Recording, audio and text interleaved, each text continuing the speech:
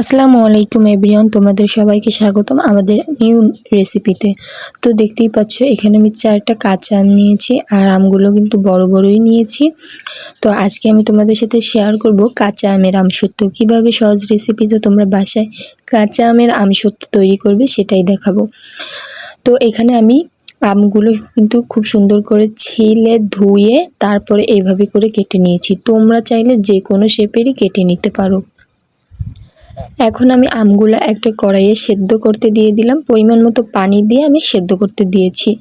আর তারপর দেখতেই পাচ্ছ এই যে আমি চেহারাটা দেখে অবশ্যই তোমরা বুঝতে পারছো যে আমার আমগুলো অলরেডি সেদ্ধ হয়ে গিয়েছে। এখন এগুলোকে আমি খুব সুন্দর করে ম্যাশ করে নিব, আর খুব সুন্দর একটি স্মুথ ম্যাশ এটা আমি বের করে নিচ্ছি। তো দেখতেই পাচ্ছ কি সুন্দর একটা পিউরি বের হয়েছে আমের। তো এখন এটা আমি চুলায় দিয়ে দিলাম, আর অনবরত নাড়তে হবে, নাড়া কিন্তু বন্ধ করা যাবে না, তাহলে এতে করে নিচে লেগে যেতে পারে।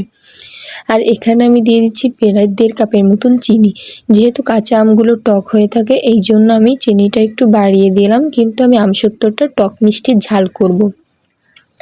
3টা পরিমাণই এখানে সমান থাকবে, টক মিষ্টি ঝাল। যেহেতু কাঁচা আমের আমসত্ত্ব এই জন্য আমি একটু ফুড কালার দিয়ে নিচ্ছি, তোমরা চাইলে নাও দিতে পারো, এটা অপশনাল, কোনো সমস্যা নাই না দিলে। তো দেখার সৌন্দর্যতে ফুড কালারটা দিয়ে নিলাম। এখন আমি সবগুলো আম আবারও নেড়েচেড়ে মিশিয়ে নিচ্ছি। আর কাঁচা আম শেষ হয়ে যাওয়ার আগেই কিন্তু তোমরা এই আমসত্ত্বটা তৈরি করে নাও। মিষ্টি, ঝাল আর টক 3টার ফ্লেভার একসাথে পাবা এই আমসত্ত্বর ভিতরে, খেতে কিন্তু দারুণ লাগবে। আর দিয়ে দিচ্ছি পরিমাণ মতো লবণ, দিয়ে এখন সবগুলো উপকরণ ভালো করে নাড়াই দিচ্ছি। আর তোমাদের কিন্তু বারবার বলে দিচ্ছি বারবার নাড়াতে হবে, আর না নাড়ালে কিন্তু নিচে লেগে যাবে, আর পুড়ে গেলে এটা খেতে ভালো লাগবে না। তারপর এখানে আমি দিয়ে দিচ্ছি চিনি ফ্লেক্স, আর দিয়ে দিচ্ছি একটু ধনিয়ার গুঁড়ো, দিয়ে এখন সবগুলো এই যে আমের সাথে মিশিয়ে নিচ্ছি। আর এটা দেখো আমার আমসত্ত্বর যে পিউরিটা সেটা কিন্তু হয়ে এসেছে, দেখতেই পাচ্ছ।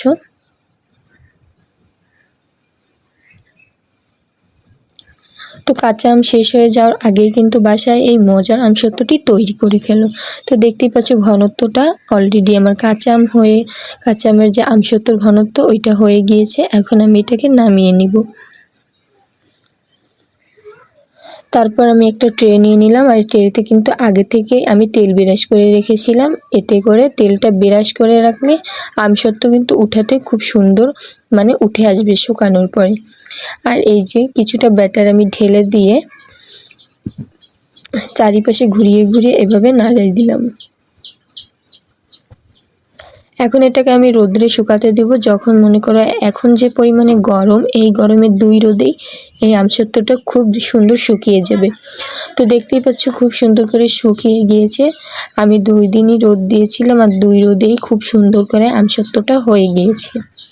তো তোমরা কিন্তু অবশ্যই বাসায় এই কাঁচা আমের টক ঝাল মিষ্টি আমসত্ত্বটা একবার হলেও বানিয়ে খাবে। আশা করছি অনেক ভালো লাগবে, খেতেও কিন্তু অনেক মজার হয়। বিশেষ করে বাচ্চারা কিন্তু খুবই পছন্দ করে। বাচ্চাদের একটা মজার তালিকায়, বাচ্চাদের কিন্তু দোকান থেকে আমসত্ত্ব কিনে দিতে হবে না। তো তোমরা দেখতেই পাচ্ছ আমসত্ত্বর নিচ থেকে কিন্তু আমার আঙুলগুলো ভালো করেই দেখা যাচ্ছে, আমার হাতটা। তো দেখতেই পাচ্ছ কতটা সুন্দর করে উঠে আসতেছে। উঠে আসার কারণটা আমি কিন্তু আগেই ট্রেতে তেল বিরাস করে রেখেছিলাম, এই জন্যই কিন্তু এত সুন্দর করে আমসত্ত্বটা উঠে যাচ্ছে। তো এতটা সুন্দর হয়েছে, আমি কিন্তু এই প্রথমবারই বানিয়েছিলাম, আর খেতেও কিন্তু অনেক টেস্টি হয়েছিল। বাচ্চারা তো খুবই পছন্দ করেছে। আমি আর যেগুলো বানিয়েছিলাম ওগুলো তো শেষ হয়েই গিয়েছে, আর এটা আমি রেখে দিয়েছিলাম ভিডিও করার জন্য। তো এই তো দেখতেই পাচ্ছ খুব সুন্দর করে এভাবে আমি একটা শেপ দিয়ে নিলাম। তো তোমরা কারা কারা এখনও বাসায় এই কাঁচা আমের টক ঝাল মিষ্টি আমসত্ত্ব তৈরি করোনি, তারা আমার এই রেসিপি ফলো করে এখনই বানিয়ে ফেলো। আর কেমন হয় অবশ্যই আমার কমেন্টে জানিও। ভালো লাগলে অবশ্যই চ্যানেলটি সাবস্ক্রাইব করে দিও, আর পাশে থেকে বেল আইকনটি বাজিয়ে দিও এরকম আরও নিত্য নতুন ভিডিও দেখতে। আর তোমরা আরও কি কি ভিডিও দেখতে চাও অবশ্যই আমার কমেন্ট বক্সে জানাও, আমি সেই ভিডিওটাই তোমাদের সামনে নিয়ে আসবো ইনশাল্লাহ। তো দেখতেই পাচ্ছ আমসত্ত্বগুলো কি সুন্দর হয়েছে, আর খেতে কিন্তু অনেক টেস্টি ছিল। তো এখনই বানিয়ে ফেলো।